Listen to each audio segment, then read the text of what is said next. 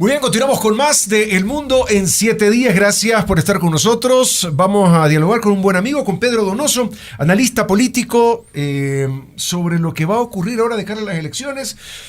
Nos acercamos ya hacia el 9 de febrero y las bolas de cristal empiezan a rodar, y quienes las leen también, porque no es solamente la bola de cristal, sino quien la lee, y he visto interpretaciones de las más diversas, de diferentes puntos de vista.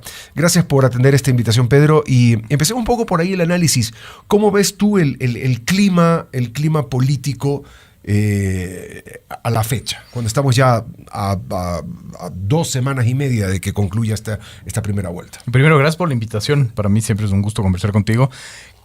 También creo que hay que hacer un análisis conceptual de lo que es el análisis político, digamos. El análisis político no es opinión. Es decir, el análisis político requiere finalmente metodología, evidencias, herramientas, lecturas, ¿no es cierto?, encuestas, y esas encuestas tienen que ser interpretadas. No es lanzar cifras por lanzar, digamos, ¿no? Y en el Ecuador, digamos, sí sufrimos de eso, disfrazamos mucho el análisis de opinión, ¿no? Okay. Un poco se dice, yo opino, pero tu opinión, digamos, no es relevante. Lo que necesitamos es el análisis del analista, digamos, ¿no? Y ese análisis debe estar sustentado en data. Exactamente. Y no solo en data, sino también en lectura de contextos, en experiencias, finalmente, ¿no es cierto? En lo que nosotros hacemos desde la consultora que yo dirijo, los procesos de desmitificación, por ejemplo, ¿no? Y lo que más veo en las lecturas que se está haciendo del ámbito político es de este mito de la segunda vuelta irremediablemente es entre dos postulantes, digamos, ¿no? Es decir, la política es un tema de análisis de probabilidades, digamos, ¿no? Es decir, una lógica probabilística, ¿no? Okay. Entonces, el concluir, por ejemplo, que 2 candidatos van a llegar a la segunda vuelta irrefutablemente y que no puede suceder nada más, creo que es un error conceptual, digamos, de análisis, okay, ¿no? Porque hay 3 elementos materiales que te podrían decir que si bien esa es una alta o media probabilidad, no es la única opción, digamos, ¿no? Una opción puede ser de baja probabilidad o de media probabilidad. Entonces hay 3 elementos materiales. Primero, la indecisión. Y eso me parece bien interesante. Al 19 de diciembre, Cedatos publicaba que hay casi un 61% de indecisos, digamos, ¿no? Estamos hablando de hace un mes. Ok. Y las encuestadoras dejaron de publicar el nivel de indecisión. Esto es bien interesante. Yo vi esta semana que se hablan del 14%. No, porque no es indecisión. Cuando tú coges la encuesta, que me imagino que te refieres a la de Comunicaliza, ¿no es cierto? Ahí no hay usted ya está decidido o no está decidido. No. La pregunta es, si las elecciones fueran hoy, ¿por quién usted votaría? Okay. Que no es lo mismo. Es decir, la pregunta de la indecisión es, ¿usted ya decidió o no decidió su voto?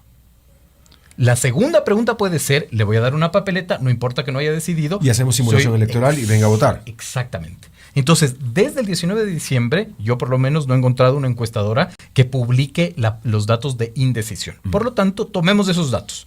6 de cada 10 votantes, de acuerdo al perfil a Cedatos, no saben aún por quién votar. ¿Qué tienes? Demanda. Tienes demanda. Es decir, aún hay una demanda, ¿no es cierto?, de electores que pueden hacer que alguien más que no son ni el uno ni la otra, ¿no es cierto?, sean una opción. La segunda, hay 16 candidatos, es decir, hay oferta, hay posibilidad. Y la tercera es la experiencia, digamos, de los procesos eleccionarios en el Ecuador. Yo te pongo 3 ejemplos. El mismo Novoa, ¿no es cierto?, con cifras de perfiles de opinión. El 4 de junio, en intención de voto, tenía 5,14. El 3 de julio baja al 3,04. En agosto sube el 16,89 y pasa a segunda vuelta con 22,43. Para que no sea solo ese el ejemplo. Cristian Zamora, alcalde de Cuenca. A los últimos días de campaña, ¿no es cierto?, se mantenía en 4º lugar. Estas son cifras de clima social con 5,3% de intención de voto y gana la elección con 18,58%. La violencia como un elemento de análisis fundamental. La violencia, digamos, puso a un candidato que no estaba en la papeleta en el 2023 y le ubicó, digamos, en el 3er lugar con 16%, digamos, de intención de voto y 28 escaños. Es decir, concluir automáticamente que la segunda vuelta es Novoa González carece finalmente de fundamento si es que es un dato concluyente, si dices no hay otra probabilidad. Me parece que es la más alta probabilidad. Sí. Dentro de los... Claro, ahora, yendo al análisis como tú lo planteas, viene siendo el escenario más probable. Absolutamente. Es el más probable. No es el único, pero evidentemente, pero es el más probable. Exacto, pero hay analistas que concluyen que finalmente... Eso ya está así. Y no puedes concluir eso en un país como el Ecuador. Claro. No hay cómo. Ahora, más allá del análisis de la segunda vuelta, ¿cuál es la sensación de los otros 14 candidatos, porque al final del día te empiezas a desinflar porque ves que los números no van ni para un lado ni para el otro. Entonces ves un ánimo, y te digo, yo que leo eso en comunicación, voy viendo a varios candidatos ya desinflados, es decir, ya bajando los brazos, siendo ya para qué voy a seguir peleando. Tenemos los elementos materiales que te he dicho. Ahora, el otro análisis es porque además es muy buena pregunta. Sí, finalmente hay los elementos materiales para que esa no sea la segunda vuelta. ¿Qué están haciendo el resto para que finalmente esa no sea la segunda vuelta? Nada. Es decir, hay 14 candidatos, ¿no es cierto?, que finalmente no están haciendo absolutamente nada, que no saben por dónde se dirigen finalmente y que a la larga entran a disputar espacios copados o espacios cooptados. Es decir, por ejemplo, el tema de que finalmente Noboa ahorita entra a disputarse a codazos del anticorreísmo. Y lo que estamos viendo, ¿no es cierto?, es que el anticorreísmo entra en una disputa de ver cuál es el anticorreísmo más legítimo, digamos, ¿no? Entra en una lógica de legitimidad. ¿Quién es el anticorreísta más legítimo? ¿No? X, Y, Z, y entran en una disputa. Entonces no hay un factor de diferenciación, ¿no es cierto? No hay un planteamiento de una tercera vía, porque, y tú lo sabes mejor que nadie, la lógica de posicionarte reputacionalmente en un proceso eleccionario no se hace pues 10 días antes de una elección. No se consigue. Es decir, claro, llegas tú con una carga mítica, con una carga reputacional. Y aunque quieras poner, como escuchaba el otro día, una propuesta, cadena perpetua o pena de muerte le querían poner a los delincuentes, no lo logras absolutamente, en 10 días. Absolutamente. Entonces, claro, intentas tener estas acciones como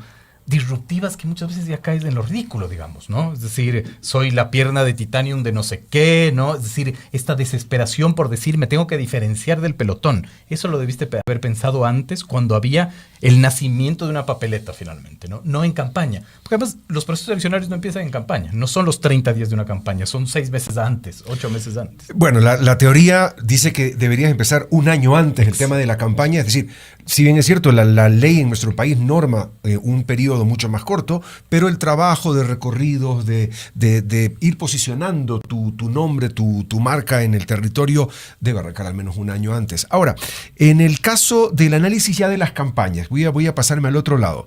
Veo bailar a tanta gente, y no solamente bailar de cambiarse de camiseta, que sigue estando de moda, sino literalmente bailar. Literalmente bailando. ¿Cómo ves tú esta explosión hacia el otro lado? No quiero decir si bueno o malo, pero hacia el otro lado, donde tú ves estos personajes que han sido... es decir, no estamos en un concurso de popularidad, estás yendo a la presidencia de la República o a ocupar uno de los 151 escaños en la Asamblea. Desde la visión de ICARE, digamos, que son las metodologías que nosotros manejamos, no son las mejores, no son las únicas, hay miles, pero es de lo que finalmente yo trabajo y conozco. El gran problema de este proceso eleccionario es la falta de identidad. Es decir, hay pocos candidatos que tienen una identidad clara. Para nosotros, la lógica de la construcción de la identidad es fundamental en la discusión, no solo político-electoral, para absolutamente todo. ¿Cuál es tu identidad? Esa es la gran pregunta, digamos, ¿cierto? Nosotros tenemos una ecuación y finalmente trabajamos en la construcción identitaria para después trabajar en el posicionamiento reputacional. Y la identidad, de acuerdo a nuestra metodología, se trabaja con atributos, rasgos diferenciales, lo que eres, lo que no eres, ¿no es cierto? Es muy importante el establecer, digamos, la construcción del arquetipo identitaria. Exacto, la lógica del arquetipo. Entonces, cuando tú no tienes identidad, ¿qué es lo que haces finalmente? Caes en el establecer la política de lo fatuo, digamos, ¿no? Es decir, bailar en sí mismo no está mal, ¿no? Diferenciarte con la lógica de bailar no está mal, pero si todos van a bailar, ¿cuál es la lógica que te diferencia a ti, ¿no? Es un poco lo que te decía. Si todos se van a disputar el anticorreísmo, ¿qué me hace pensar que tu identidad anticorreísta es mejor que la identidad anticorreísta del otro, ¿no? ¿Qué me das como efecto diferenciador? No ves ningún candidato con esa lógica identitaria. Por lo tanto, se reedita la segunda vuelta del 2023. Es decir, el correísmo que finalmente tiene un espacio político importante y quien ostenta el poder.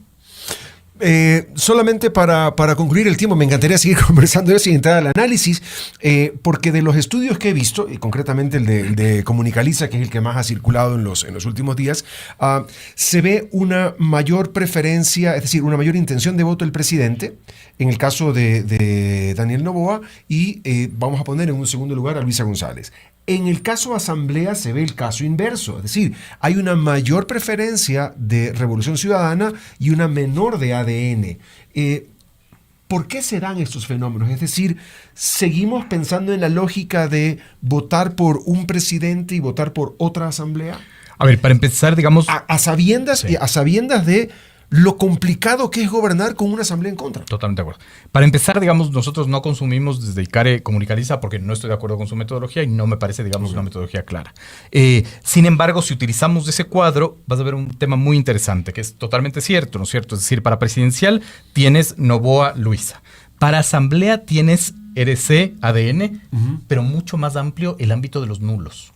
Y eso es importantísimo regresar a ver, ¿no? Es decir, digamos, ahí hay un factor de nulo o indecisión mucho mayor, ¿no? Sin embargo, se da el fenómeno que tú muy bien dices. Es decir, ¿por qué si vas a votar por el presidente Noboa, no votas finalmente por los asambleístas? Porque no hay una conexión partidista, diría yo. Es decir, que finalmente, digamos, yo no puedo identificar como votante que Noboa es el candidato de esta lista de asambleístas, digamos, ¿no? ¿Qué provoca? La gran disputa del Ecuador del siglo XXI, que es la gobernabilidad, que es lo que tú muy bien dices, finalmente, ¿no? Que no lo estamos viviendo solo en el ámbito nacional. Hay que regresar a ver a los consejos municipales, por ejemplo, ¿no?